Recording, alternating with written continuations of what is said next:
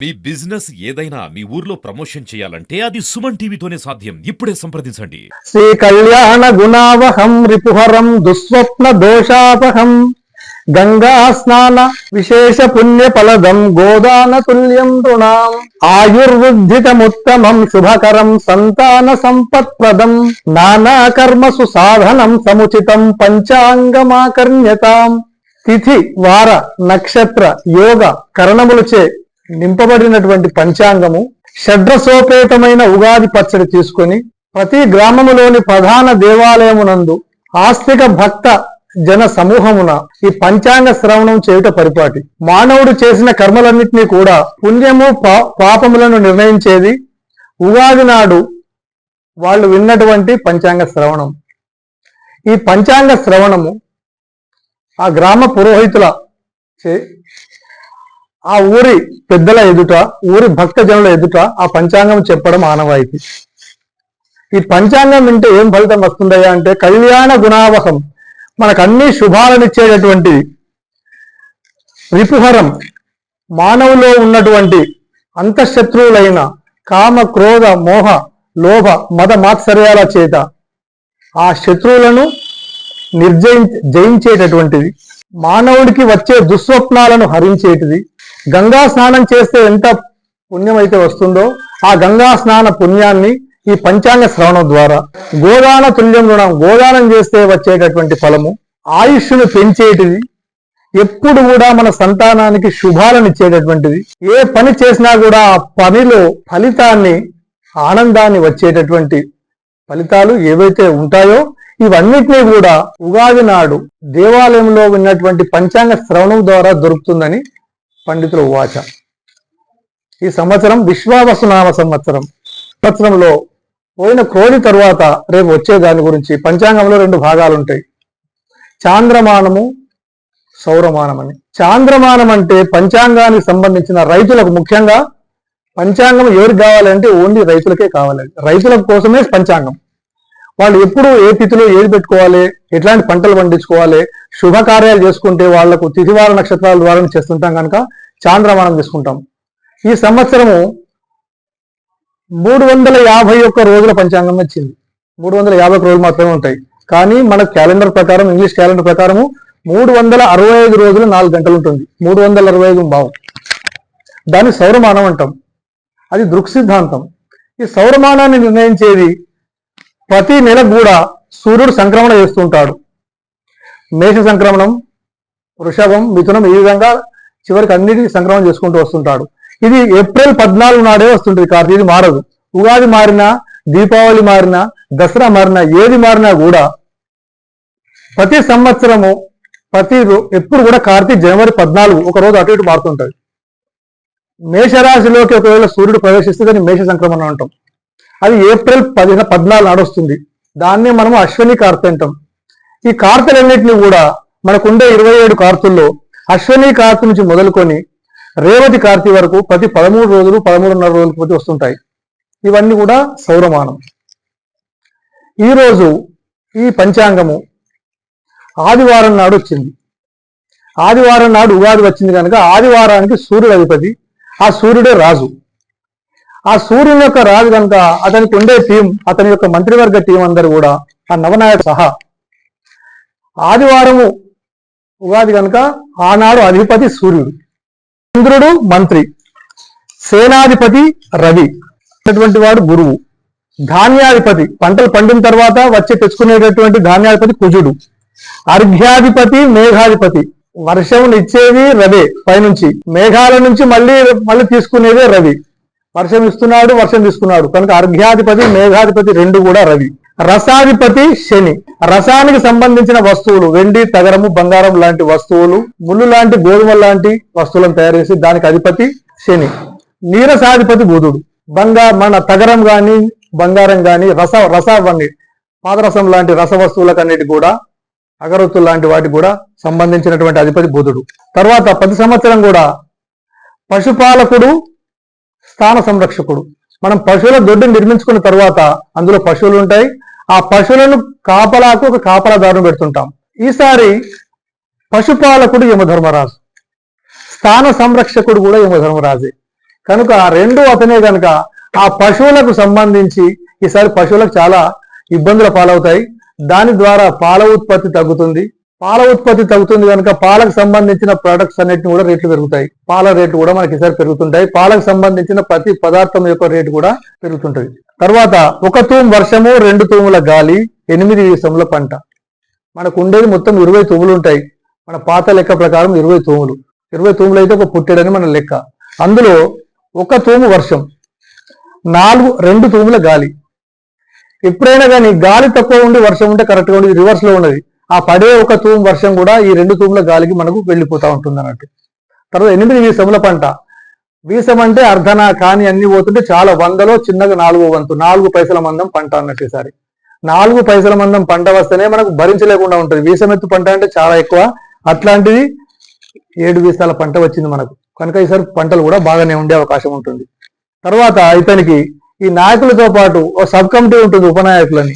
ఆ ఉపనాయకులు వస్త్రాధిపతి శుక్రుడు, పురోహితుడు బుధుడు, పరీక్షకుడు బుధుడు, గ్రామపాలకుడు రవి, గణకుడు శుక్రుడు, అశ్వాధిపతి రవి, గజాధిపతి బుధుడు, గ్రామనాయకుడు బుధుడు, గజాధిపతి కుజుడు, సర్పాధిపతి శుక్రుడు, మృగాధిపతి శని, దేవాధిపతి బుధుడు, దుర్గాధిపతి రవి, ధనాధిపతి కుజుడు, ఫలాధిపతి రవి, పరీక్షకుడు రవి, అజాధిపతి రవి, దైవజ్ఞుడు శని.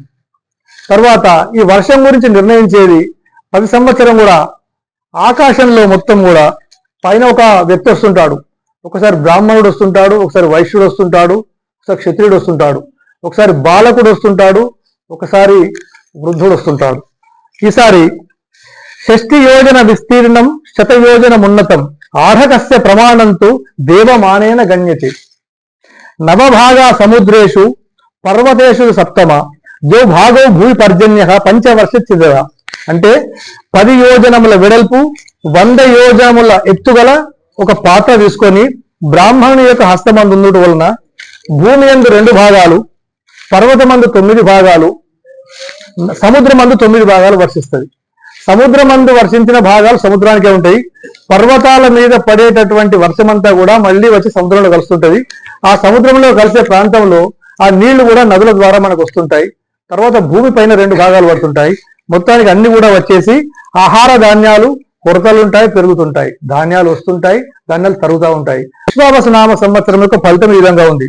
రోగాలు ప్రబలును, మధ్యమ వర్షములు, పంటలు మధ్యముగా ఫలించును, దూది నూలు పత్తి వస్త్రము ధరలు పెరుగును, రాజులు ప్రజా విశ్వాసము పొందేదారు. తర్వాత నవనాయకుల ఫలాలు. రాజు రవి ఉంటే ఆ రవి ఇచ్చే ఫలితాలు ఈ విధంగా ఉంటాయి. ప్రభువులకు పరస్పర విరోధము, శస్త్రముల వలన భయము, అగ్నిబాధలు కలుగును, పశువులు పాలు తక్కువగా ఇచ్చును, ప్రజలకు దుర్మార్గుల వలన అగ్నిచోరులు రోగముల బాధలు ఉంటుంది. ఇది ఇట్లా ఉంటుంది. రాజు యొక్క వాహనము ఏనుగు, అంటే నిదానంగా వస్తుంటాడు, అశ్వం కాకుండా. ఈసారి గజం వచ్చింది కనుక గజారుడు ఉన్న ఆయన అతను మెల్లగా వస్తుంటాడు కనుక ఆయురారోగ్యములతో ప్రజలందరూ సూచిస్తారు. అంతా సుభిక్షంగా ఉంటుంది. మంత్రి చంద్రుని యొక్క ఫలము. చంద్రుడు మనకారకుడు. చంద్రుడు రవి చెప్తా ఉంటాడు. ఇక్కడ సమస్య ఏమొచ్చిందంటే రవి రాజు కనుక రవే తీక్షణంగా ఉంటాడు కనుక గ్రహములన్నిటి కూడా అతనే అధిపతి కనుక అతను ఎవరు చెప్పే మాటలు వినడు. చంద్రుడున్నా బుధుడున్నా ఎవరున్నా కూడా ఆ రవిదే ప్రాబల్యం ఉంటుంది కనుక ఆ చంద్రుడు కూడా మంత్రిగా ఉండి ఆ రాజుకు ఏం సలహాలు చెప్పలేకపోతుంటాడు. దాని వలన ఆ రవి తీసుకునేటటువంటి నిర్ణయాలపైనే ఆ పరిపాలన ఉంటుంది. మళ్ళీ సేనాధిపతి కూడా రవి.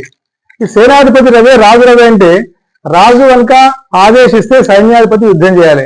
ఇక సైన్యాధిపతి రవే రాజు రవే కనుక అతను ఆర్డర్ ఇచ్చేది ఏం లేదు, అతనే యుద్ధం చేస్తుంటారు కనుక రాజులకు పరస్పర యుద్ధాలు, ప్రజలందరూ కూడా యుద్ధాల పాలవుతుంటారు. వాళ్ళు కూడా భయపడుతూ బతుకుతూ ఉంటారు. ధాన్యాధిపతి కుజఫలం. ముళ్ళుగల ధాన్యాలు, కందులు, బొబ్బెర్లు, మిర్చీలు ఇట్లాంటి అపరాల పంటలు ఈసారి బాగా పండుతాయి. తర్వాత సస్యాధిపతి గురువు. ఆ గురువు ఉండే వలన మళ్ళీ భూములు, గోధుమలు, పచ్చడి భూములన్నీ కూడా బాగా ఫలిస్తుంటాయి. అర్ఘ్యాధిపతి రవి. ఈసారి వర్షములు తక్కువగా ఉంటాయి, ఒక్కోసారి ఎక్కువగా ఉంటాయి. అంటే మనకు అవసరం వచ్చినప్పుడు ఏమో తక్కువగా ఉంటాయి, మనకు అవసరం లేనప్పుడు ఎక్కువగా వస్తుంటాయి. కనుక హెచ్చు తగ్గుల ద్వారా ఆ పంటలన్నీ కూడా మధ్యమంగా ఉంటాయి, వర్షాలు మామూలుగా ఉంటాయి. అర్ఘ్యాధిపతి మేఘాధిపతి 2 కూడా అతనే. సముద్రంలో ఉన్నటువంటి నీళ్ళన్నింటినీ కూడా మేఘాల రూపంలో స్వీకరించేది రవే.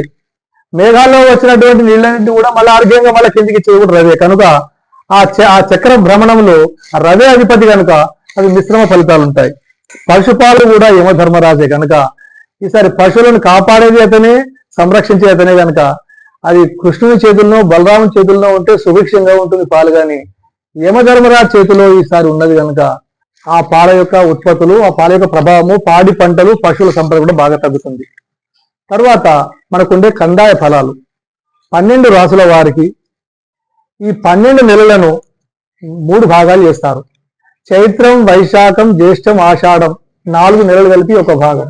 శ్రావణం, భాద్రపదం, ఆశ్వీజం, కార్తీకం ఈ నాశరం, పుష్యం, మాఘం, పాల్గం ఈ 4 భాగాలు. వీటిని కందాయాలు అంటారు. మొట్టమొదటి 4 నెలలకు ఒక ఫలితము, తర్వాత మళ్ళీ 4 నెలలకు మళ్ళీ ఫలితము. అది మొట్టమొదటి దాన్ని ఆది ఫలితం అంటాం, రెండవ దాన్ని మధ్యమ ఫలితం అంటాము, మూడవ దాన్ని అంత్య ఫలితం అంటాం. ఈ 3 సంవత్సరంలో ఈ 3 భాగాలు చేసినటువంటి సంవత్సరము 14 నెలల పాటు ఏ విధంగా ఫలితాలు ఉంటాయంటే నక్షత్రాలకు సంబంధించి అశ్విని నక్షత్రం వాళ్లకు 3, 0, 1 అంటే మొదటి 4 నెలలు 3 వస్తుంటాయి, మధ్యలో 4 నెలలు 0, చివరి 4 నెలలు 1. భరణి నక్షత్రముకు 6, 1, 4, కృత్తిక 1, 2, 2, రోహిణి 4, 0, 0, మృగశిర 7, 1, 3, ఆరుద్ర 2, 2, 1, పునర్వసు 5, 0, 4, పుష్యమి 0, 1, 2, ఆశ్లేష 3, 2, 0, మఖ 6, 0, 3, పుబ్బ 1, 1, 1, ఉత్తర 4, 2, 4, హస్త 7, 0, 2, చిత్త 2, 1, 0, స్వాతి 5, 2, 3, విశాఖ 0, 0, 1, అనురాధ 3, 1, 4, జ్యేష్ఠ 6, 2, 2, మూల 1, 0, 0, పూర్వాషాఢ 4, 1, 3, ఉత్తరాషాఢ 2, 0, 1, శ్రవణం 2, 0, 4, ధనిష్ట 5, 1, 2, శతవిషం 2, 0, 0, పూర్వభాద్ర 3, 0, 3, ఉత్తరాభాద్ర 6, 1, 1, రేవతి 1, 2, 4. ఈ విధంగా మనకు కందాయాలు ఉంటాయి. తర్వాత ఆదాయ వ్యయాలు మేషం నుంచి మొదలుకొని మీనరాశి వరకు వాళ్ళకి ఈ సంవత్సరము విశ్వాసనామ సంవత్సరంలో ఆదాయ వ్యయాలు ఈ విధంగా ఉన్నాయి. మేషరాశి వాళ్లకు 2 ఆదాయము 14 వ్యయము, వృషభ రాశి 11 ఆదాయము 5 వ్యయము, మిథున రాశి 14 ఆదాయము 2 వ్యయము, కర్కాటకం 5 ఆదాయము 2 వ్యయము, సింహం 11 ఆదాయము 11 వ్యయం, కన్య 14 ఆదాయము 2 వ్యయం, తుల 11 ఆదాయము 5 వ్యయము, వృశ్చికం 2 ఆదాయము 14 వ్యయం, ధనుస్సు 5 ఆదాయము 5 వ్యయం, మకరం 8 ఆదాయము 14 వ్యయం, కుంభం 8 ఆదాయము 14 వ్యయం, మీనం 5 ఆదాయం 5 వ్యయం. ఈ విధంగా 12 రాసుల వారికి ఆదాయాలు వ్యయాలుంటాయి. దీంతో పాటు రాజపూజ్యము, రాజ అవమానం. మనకి ఈసారి ఎంత గౌరవం వస్తుంది, ఎంత అవమానం వస్తుంది అనే దానికి మేషరాశి వాళ్లకు రాజపూజ్యం 5, రాజ అవమానం 7, వృషభ రాశి వాళ్లకు రాజపూజ్యం 1, రాజ అవమానం 3, మిథున రాశి వాళ్లకు రాజపూజ్యం 4, రాజ అవమానం 3, కర్కాటక రాశి వాళ్లకు రాజపూజ్యం 7, రాజ అవమానం 3, సింహరాశి వాళ్లకు రాజపూజ్యం 3, రాజ అవమానం 6, కన్య రాజపూజ్యం 6, రాజ అవమానం 6, తులారాశి వాళ్ళు రాజపూజ్యము 2, రాజ అవమానం 2, వృశ్చిక రాశి రాజపూజ్యం 5, రాజ అవమానం 2, ధనుస్సు రాజపూజ్యం 1, రాజ అవమానం 2, మకర రాశి రాజపూజ్యం 4, రాజ అవమానం 5, కుంభరాశి రాజపూజ్యం 7, రాజ అవమానం 5, మీనరాశి వాళ్లకు రాజపూజ్యం 3, రాజ అవమానం 1. సరే, మకర సంక్రాంతి సోమవారం రాత్రి 9 గంటలకు అనురాధ నక్షత్రంలో వృద్ధి యోగం కౌల కరణంలో రవి మకర రాశి ప్రవేశము. మకర సంక్రాంతి పురుష స్వరూపము 3 శిరస్సులు 2 ముఖాలు 4 నాలుకలు కలిగిన వికృతమైన నల్లటి శరీర ఛాయ 100 యోజనముల ఎత్తు 12 యోజనముల వెడల్పు కలిగి భీకరాకార్యం కలిగినటువంటిది కనుక ఈ సంక్రాంతి పురుషుని యొక్క స్వరూపాన్ని ఎవరైతే ఉగాది నాడు వింటారో వాళ్లకు ఆ సంవత్సరము వాళ్ళు చేసినటువంటి తెలియకుండా గానీ తెలిసేసిన పాపాలన్నింటినీ కూడా పోయి పాత ఎన్ని కూడా పాపాలు పోయి కొత్తగా పుణ్యము సంపాదించుకునే ప్రయత్నం వల్ల జరుగుతుంది.